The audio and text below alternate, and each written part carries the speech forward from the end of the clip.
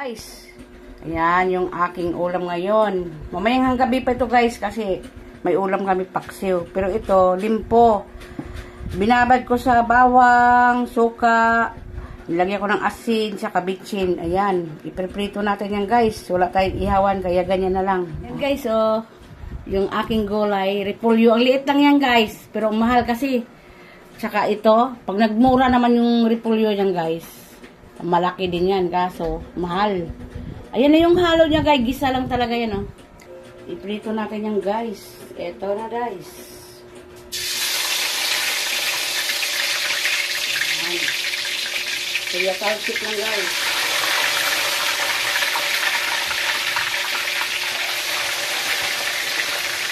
Sinumprahan ko to ng suka saka ano, asin, bitchin, bawang, paminta. Tumatalsik guys. Nakakatakot.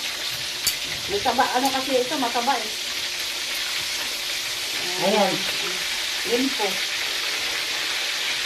Asawa ko sa ayaw niya magsalita ako ng limpo. Gusto niya limpo. Limpo. Parang ito. Ayan.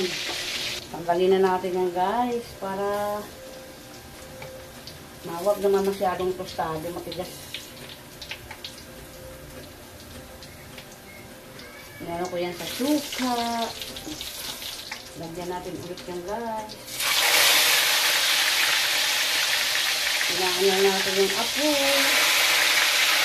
Pangalawang ano na yun guys. Pangalawang salang na yan. Luto na ito yung dalawa na ito.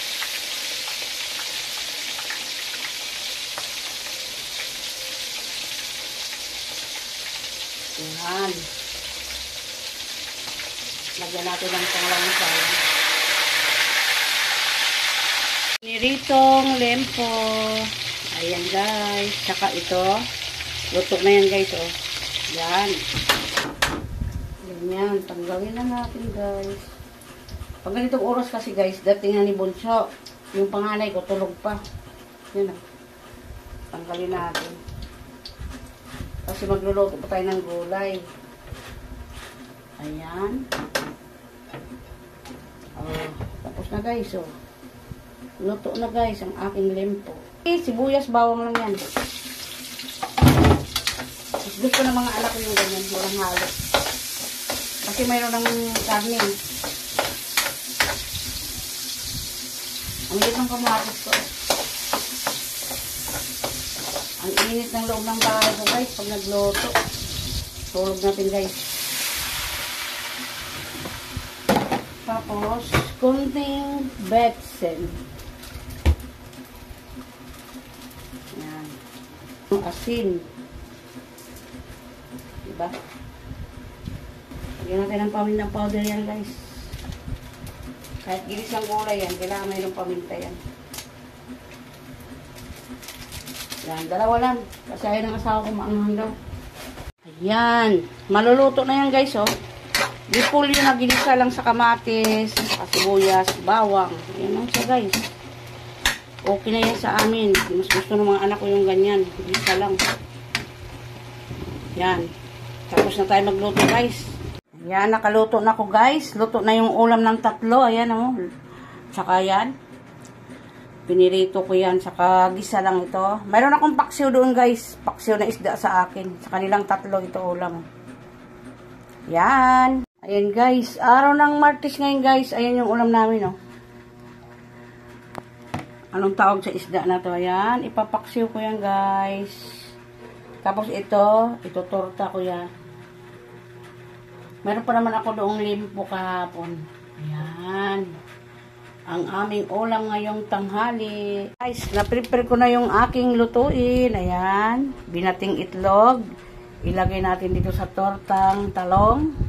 Ayan yung aking paksiw. Nakaready na yan, isa lang. Ito yung talbos para sa dalawang anak ko. Ilaga ko lang yan guys, talbos sa malunggay para yung mga bata kahit puyat, mayroon silang resistensya. Tapos ito, 3 grams. Ayan. Lagyan natin yan guys para masarap ang talong. Ayan, hanggang dyan na lang muna tayo guys. Magluluto na ako. I-ano natin yung ating lolotoin. Ayan guys, magluto na tayo ng torta.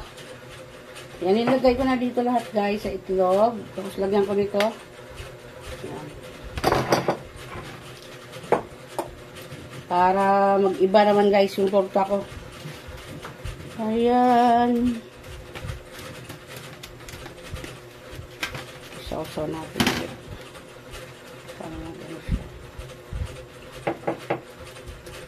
Ilagay na natin guys. Ayan o.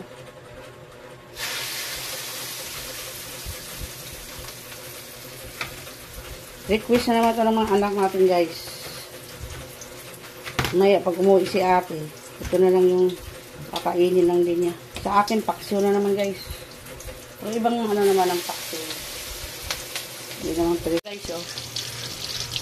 Tortang talong na naman tayo guys. Tapos, yan. Saka, yan, paksiw na naman yan. Yummy! Guys, tanggalin na natin yung ating niluluto.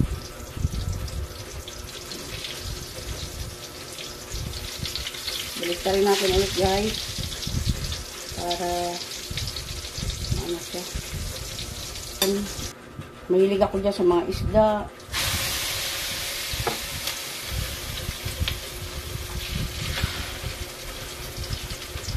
Ito na. Lagay na natin lahat yan guys. Yan o.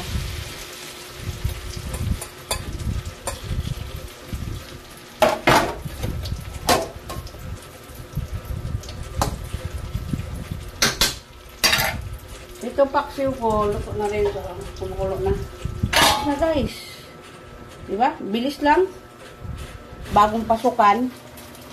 Parehas kay Bonso, sumasakit yung ulo palagi kasi puyat. Yung ginawa ko, naglaga ako ng ganito palagi. Talbos saka malunggay. Ganyan gawin nyo guys sa mga anak nyo pag puyat yung mga bata palagi at saka pagod. Yan lang yung gamot ng mga anak ko guys. Gulay, papainom ko sa kanila yung sabaw. Kung ayaw nila kumain ng gulay, sabaw na lang. Kasi napunta naman doon yung sa sabaw yung lasa ng gulay.